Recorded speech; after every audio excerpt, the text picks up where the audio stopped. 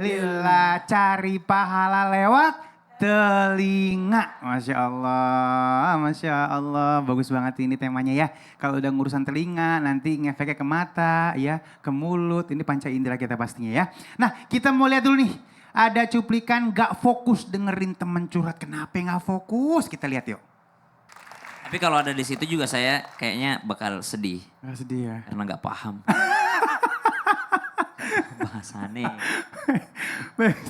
Ini apa ya, kadang-kadang kita itu punya temen, dia tuh gak suka curhat, asik ya. Ceria gitu ya. Nah unpredictable, gak bisa ditebak nih apa namanya nih orang gitu kan ya. Ternyata begitu dia curhat, ya Allah masalahnya luar biasa. Bahkan mungkin melebihi dari permasalahan kita. Nah kita sebagai teman mungkin kurang peka. Pas dia ngobrol baru tahu gitu ya. Ini untuk menyikapi ini apa emang kita yang salah, kurang peka atau kurang ingin tahu atau kurang kepo akan kehidupan dia sebagai teman, atau emang kita bukan tipikal orang yang suka korek-korek tentang latar belakang orang gitu kan ya. Ini bagaimana nyikapin ini Ustadz, silakan. Terima kasih Bang Ali, Tabe Guru Ustadz Maulana, Habib Utsman, para alim ulama, para jamaah yang dimuliakan Allah Subhanahu wa taala. Inilah ciri khasnya orang-orang Ansor.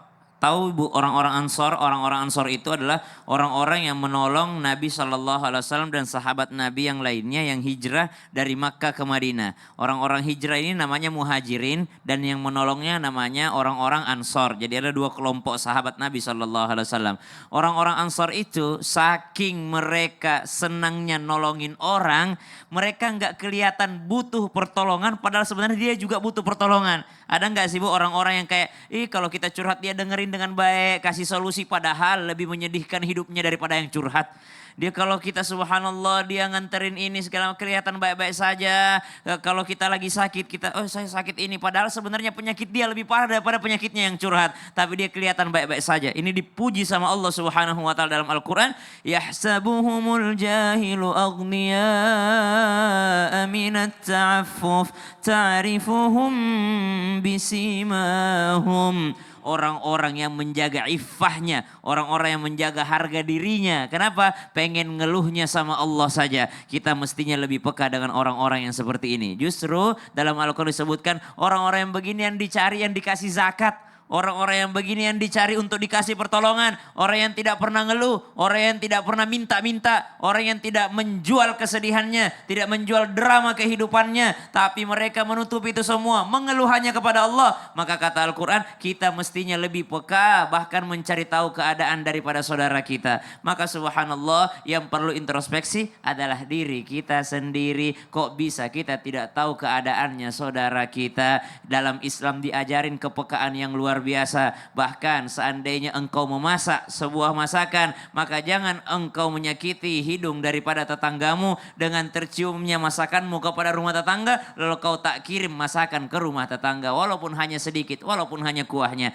Artinya butuh kepekaan yang luar biasa. Lihat dalam Islam ada orang yang meninggal dunia, kita diperintahkan apa? Bertakziah. Kita diperintahkan untuk apa? Mengurusi jenazahnya. Kita diperintahkan untuk apa? Mengantar jenazahnya, mensolatinya, mendoakannya. Berarti ajaran Islam itu sangat menekankan kepekaan terhadap sesama manusia atau sesama makhluk Allah yang lainnya. Kemudian ada lagi orang-orang yang ternyata ketika curhat dia biasa saja, tapi ternyata masalahnya luar biasa. Maka Allah Subhanahu wa taala mencintai orang-orang yang seperti ini. Dia betul-betul menjalankan, mengamalkan yang disebut Allahus Samad. Hanya Allah tempat bergantung. Hasbunallah wa ni'mal wakil, ni'mal maula wa ni'man nasir, wala haula wala quwata illa billahil aliyil azim. Saran kami kepada orang-orang yang seperti ini, orang-orang yang tidak suka curhat, perbanyaklah la haula wala quwata illa billahil aliyil azim. Jadi tidak cerita kepada manusia, tidak mau ini segala macam, tapi dia mengatakan la haula wala quwata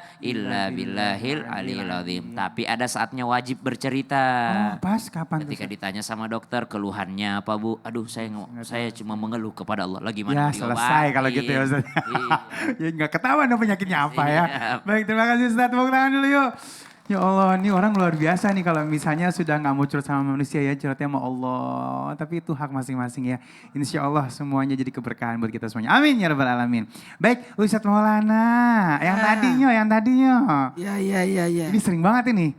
Ada orang datang ya curhat berasa hidupnya dia yang paling susah. Ya. Udah gitu besok lagi masing buas itu lagi ngeluh lagi. Iya. Pokoknya gitu, si Anu datang, repot nih. Nah dia nggak curhat sih. Itu ngapa tuh? Dia ngeluh. Berasa dia dong yang paling susah. Silakan Ustaz. Makasih banyak tim Islam Tinda yang mengantarkan ternyata telinga itu ada pahalanya. Jikalau kita mendengarkan sesuatu yang baik. Betul tidak? Oh. Jamaah. B. Telinga itu memiliki 3 keistimewaan dibanding panca indera yang lain. Yang pertama, telinga lah yang pertama mendengar. Sementara yang lain belum berfungsi. Apa itu? Waktu dalam perut ibu. Makanya anak itu mendengar. Waktu dalam perut. Bahkan anak bayi yang lahir itu makanya telinganya tuh. Yang dulu. Makanya diazani. Waktu lahir anak langsung diazani. Itu yang pertama. Kedua, telingalah yang terakhir wafat. Semua udah meninggal, telinga belum, tidak sadar. Tapi kita masih talkinkan, la ilaha illallah gitu. Telingalah yang ketiga yang tidak ada istirahatnya. Telingalah yang menjaga. Makanya kalau kita tidur, semua tidur kecuali telinga. Dia mengawasi, jangan sampai ada wayang. Alarm itu alarm Bu. Alarm ya Ustaz ya? Alarm. Alarm iya. Yang membuat kita bangun apa? Iya. Alarm. Lampu Lampu dinyalain, belum tentu belum bergerak. terbangun. Iya benar. Badan digerakin, belum tentu. Tapi kalau telinga, Iya. jemaah, hentikan dengarkan curhatan orang jikalau sudah terjadi 3. 1, kalau sudah ada unsur gibahnya dan membuka aib orang. Jangan. Maka kita akan berkongsi dalam keburukan. Bukan pahala yang kita dapatkan tapi dosa.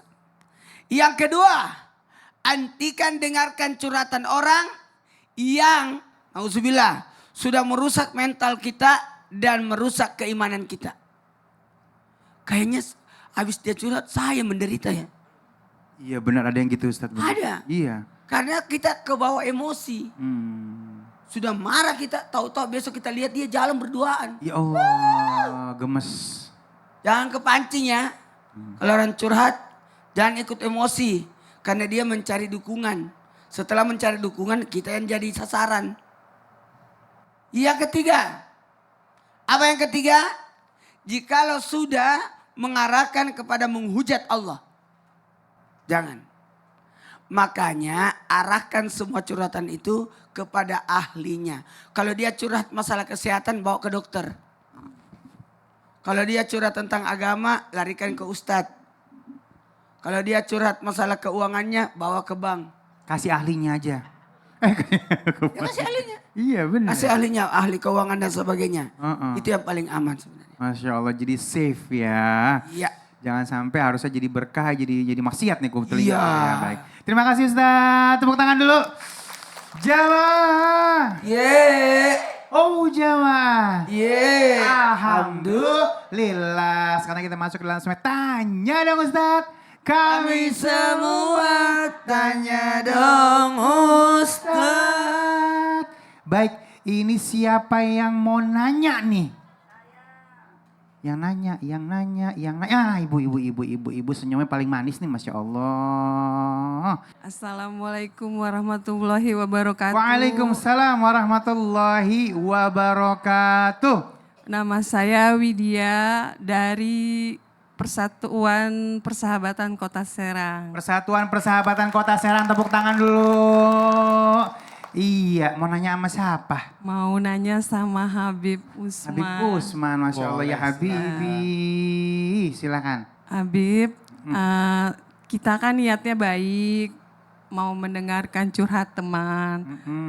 Tetapi kalau dia curhatnya soal rahasia, aib sendiri, terus bikin kita kepikiran gimana tuh Habib? Ngebuka aib sendiri gitu Ya, kita harus gimana gitu sama teman kita itu. Boleh salam sama pemirsa di rumah Terima dulu? kasih. Assalamualaikum warahmatullahi wabarakatuh. Waalaikumsalam warahmatullahi wabarakatuh. Sering banget yang terjadi ya. Akhirnya ngumbar aib sendiri. Silakan ya Habibi. Ya akhir Ustaz Maulana, Ustaz Syam, Abang Ali. Bismillahirrahmanirrahim. An Abi Hurairah radhiyallahu an qala Rasulullah sallallahu alaihi wasallam Man satara musliman satarahullahu fi dunya wal akhirah. Dari Abi Hurairah radhiyallahu an, dalam hadis riwayat Muslim dijelaskan bahwasanya siapa orang yang menutup aib orang lain, maka Allah Subhanahu wa taala akan menutup aib dirinya di dunia dan di akhirat. Siapa orang yang membuka aib orang lain, maka Allah akan buka aibnya di dunia dan di akhirat. Siapa orang yang membongkar aib dirinya sendiri, maka dia menzolimi dirinya sendiri. Di sini harus hati-hati. Tadi pertanyaannya menarik. Ada orang yang curhat sama ibu tadi. Temannya curhat, tapi curhatannya tentang rahasia aibnya dirinya. Kalau misalkan dia menceritakan temannya tentang aibnya, maka wajib bagi ibu untuk menutup rapat aibnya dia. Kalau ibu bongkar, suatu saat aib ibu akan dibongkar orang lain. Benar. Jaga sebaik-baiknya, tenggelamkan dalam hatinya, dan yang dilakukan adalah nasihati dengan cara yang ma'ruf. Tobat, minta ampunan kepada Allah, dekatkan diri kepada Allah, bertakwa kepada Allah. Ayo tenangin hatinya, jiwanya, pikirannya. Tarik napas dulu, istighfar, baca salawat. Ajarkan yang baik. Ajarkan yang baik. Sehingga apa? Ada kebaikan yang masuk pada dirinya. Dan ibu bermanfaat baginya. Kan khairun nas anfa'uhum linnas. Sebaik-baiknya manusia adalah berbuat baik atau bermanfaat bagi orang lain. Nasihatin dengan cara yang ma'ruf. Dan yang terpenting adalah, ingat hadisnya Rasulullah. Siapa orang yang mendoakan temannya dan temannya nggak tahu, yang mendoakan keluarganya nggak tahu, yang mendoakan orang di luar sana selain daripada keluarga intinya, dan dia nggak tahu, maka malaikat akan turun dan mengaminkan daripada doanya dan Allah kabulkan doanya. Ini adalah salah satu doa yang mustajab. Jadi ketika teman ibu, keluarga ibu lagi curhat, dengerin, nasihatin, doakan. Kalau misalkan ibu bukan ahlinya, maka suruh dia datang ke orang yang soleh atau soleha yang bertakwa kepada Allah. Laki-laki dengan yang soleh, perempuan dengan yang soleha. Jangan kebalik, bahaya. Dan intinya apa? Intinya adalah kalau misalkan diperlukan buka aib untuk apa? Untuk menyelamatkan dari orang yang zalim, boleh. Berarti dia bercerita di pengadilan atau dia cerita di tempat yang untuk keadilannya dia. Tapi kalau misalkan kalian cerita di media sosial, kalian berdosa. Karena media sosial bukan tempat mencari keadilan, tapi tempat mau mencari viral. Oh Allah, cakep. Tepuk tangan dulu. Wah, bukan mencari keadilan tapi nyari viral. Bahaya emang ya, Masya Allah ya. Baik, ini Ustadz Syam. Kita minta ilmunya Ustadz Syam nih. Ustadz Syam. Apa lagi? Ini juga sering banget nih ya. Curhat, kudu panjang lebar. Ya. Kasih solusi. Kasih solusi. Jadi kalau menurut saya, kamu tuh harusnya ngambil ini masalahnya. Ini bagus banget deh kalau misalnya besoknya ketemu lagi. Masih ngebahas itu lagi. Kan Solusi yang dikasih? Udah nggak dijalanin sama dia. Dijalani. Besok ketemu lagi, ih masih itu aja gue cakar nih. Gitu bahasa gitu kan kesel ya. Daripada ketemu lagi, mending kita bahasnya setelah yang satu ini. Oh iya bener-bener ya. Ini bakal ketemu yang seperti ini kita nih. Tetap bersama kami di Islam itu Indah. Jamaah. Alhamdulillah. Emang ada orang begitu? Ada.